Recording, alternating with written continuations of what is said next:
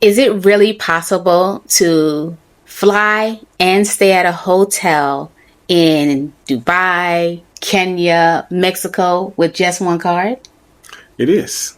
Well, that's what we're going to be talking about today. We're going to be talking about how one card can get you started on the process of traveling for free and cheap using points and miles. Welcome back to Beyond Travel Check-ins with Saida And Jermaine, where we share our life abroad and how we travel the world on points and miles.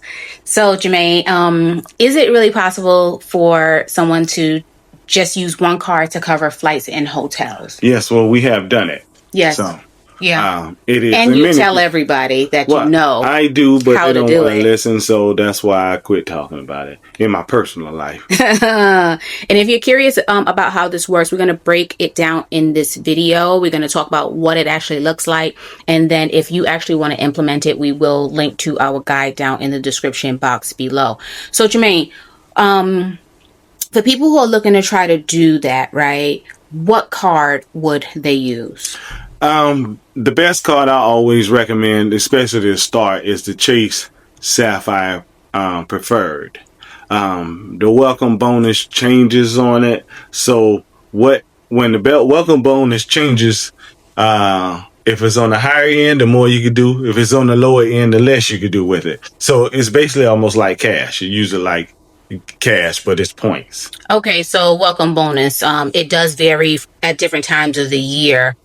Whatever the company is offering. Yeah, it's basically they reward you when they give you a set parameters, spend this amount and this amount of time, and they give you the points. That's all it is. What would you say makes that card, you said the Chase Sapphire Preferred, stand out? It's just simple, and it's simple, easy, and it transfers to higher, which is probably going to be your best bet starting out and make it simple and easy. And did we use the Chase Sapphire Preferred? We did. When we did it, it was 100,000 point bonus, but it's not that right now. So, and that was on the higher end.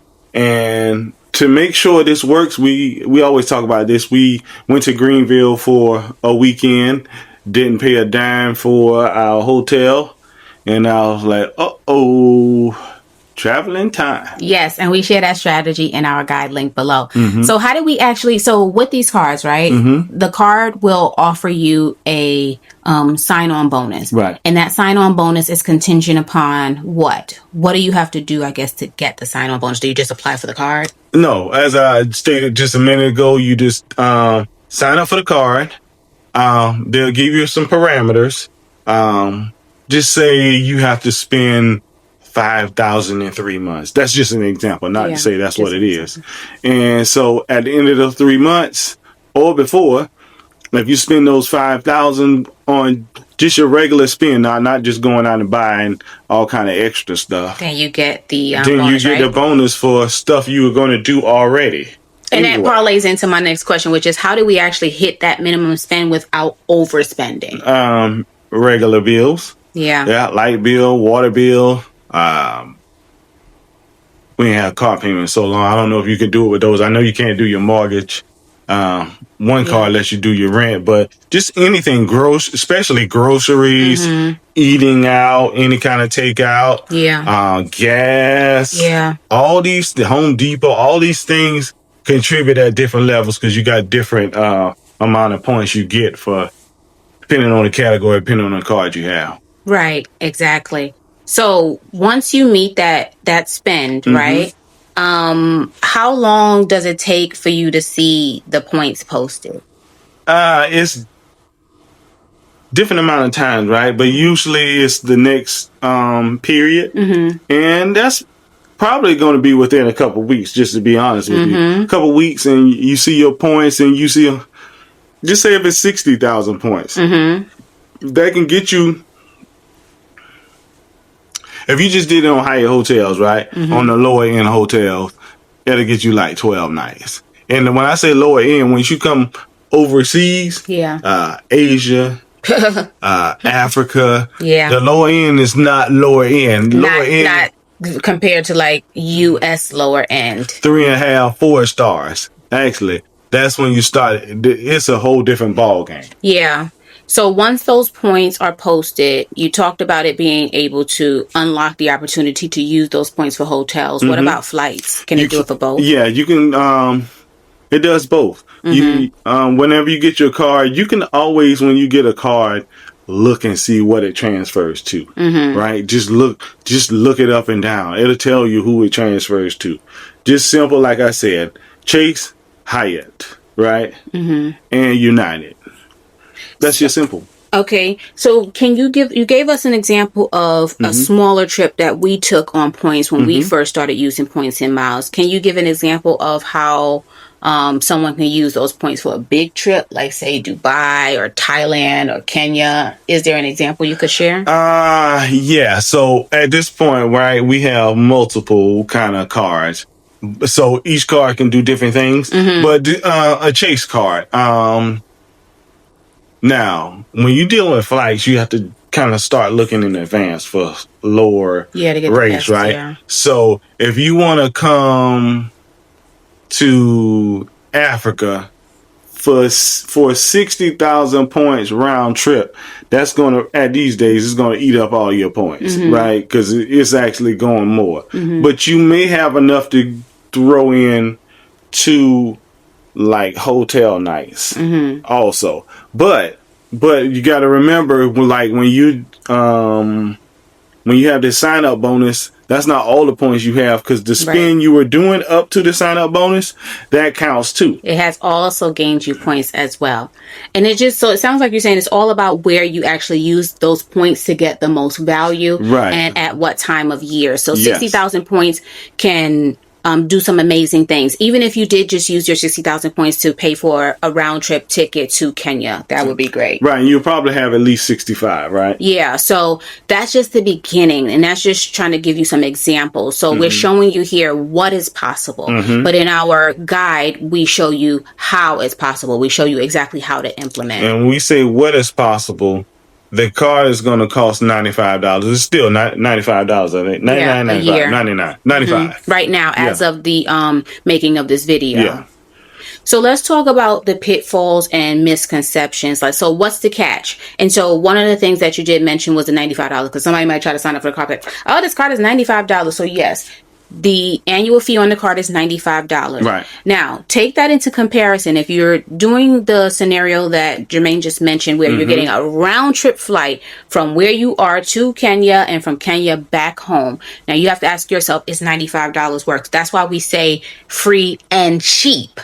Right. And just if you didn't even use the flight, right? You just looked all on the hotels. Yeah. Now, the lower end hotels, points wise, are cheap, but they're going to cost you over $100, right? But I'm telling you how to do it for $95 for multiple nights, or some nights and a flight. Right. So that's where the $95 becomes an investment almost in your travel for the year. Right. Yeah. So 95, or, because I can tell you right now, a round trip ticket to Africa and a night or two in a hotel is not going to cost you $95. Absolutely it's going to not. cost you well over $1,000, probably more than that, just to be honest with you. So we talked about what some people might say is a hidden cost, but the cost is up front when you go to the website. They tell you what the cost is. So $95. Yeah, that's it. And is there a downside to this? Let's talk about the downside. The only downside is if you don't pay your card off at the end of the month, right? Yeah. And you start getting interest payments and things like that. That's what catches people, the debt of the credit card. But if you pay that every month like you're supposed to, not a minimum, but your statement balance. If you pay that every month, there's no downside. It's all upside. Even after you've done the sign-up bonus, right? Once you depleted that, as you use the card, you're still getting points.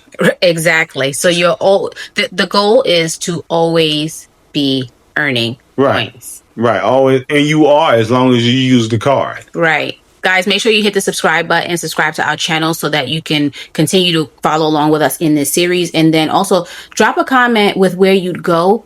If one card could get you a free trip, where would you go with that card? If you could choose anywhere to go with the card, let us know down in the comment section where you'd go.